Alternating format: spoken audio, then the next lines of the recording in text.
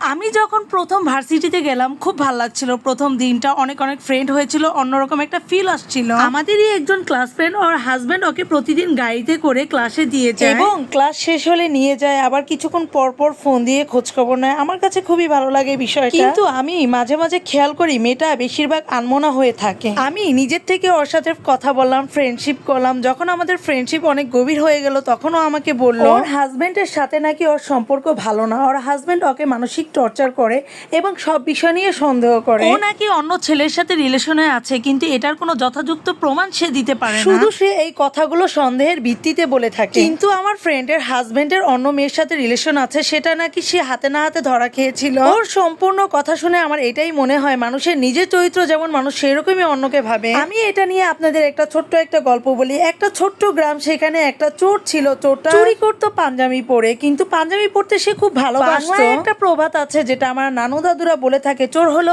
ইমানদার আছে, সেই টাইপের চোর। একদিন চোরটা চুরি করতে গেল, কোনো কিছু চুরি করতে না পেরে ভোর সকালে মন খারাপ করে বাড়ির দিকে যাচ্ছিল। অন্যদিকে একটা লোক ফজরের নামাজ পড়তে যাচ্ছিল, কিন্তু চোরটা লোকটাকে দেখে বলল সেও মনে হয় আমার মতো পাঞ্জাবি পরে চুরি করতে এসেছে। অপরদিকে লোকটা বলল সেও মনে হয় আমার মতো নামাজ পড়তে এসেছে। এটা থেকে আমরা কি বুঝলাম, যে যেরকম সে অন্যকে সেরকমই ভাবে। এখন আসি আমার বান্ধবীর কথায়। আমার বান্ধবীকে আমি বললাম তুমি কেন এইগুলো তোমার বাবা মাকে বলো না? আমার বান্ধবী বলল আমি বলেছিলাম কোনো লাভ নেই। আমার বাবা মা বলল আমাকে সহ্য করতে এবং মানিয়ে নিতে। আচ্ছা, বাবা মা কেন এমন হয়? তারা শুধু টাকা দেখে ভাবে যে মেয়ে শান্তিতে থাকবে। মেয়ে যদি পছন্দ করে কোনো গরিব ছেলেকে বিয়ে করে, মেয়ে আর্থিক দিক থেকে অশান্তি থাকলেও মনের দিক থেকে তো শান্তিতে থাকে। তা দেখে কিছু বাবা মা বলে তোর জন্য কত বড় ঘরের ছেলে দেখেছিলাম, ওখানে বিয়ে বসলে কত শান্তিতে থাকতি। কিন্তু তারা এটা কেন বুঝে না মেয়ে মনের দিক থেকে অশান্তিতে থাকে। অর্থের শান্তি দিয়ে কি হয়, মনের সুখটাই হচ্ছে বড় সুখ। এটা কেন বাবা মা বুঝে না?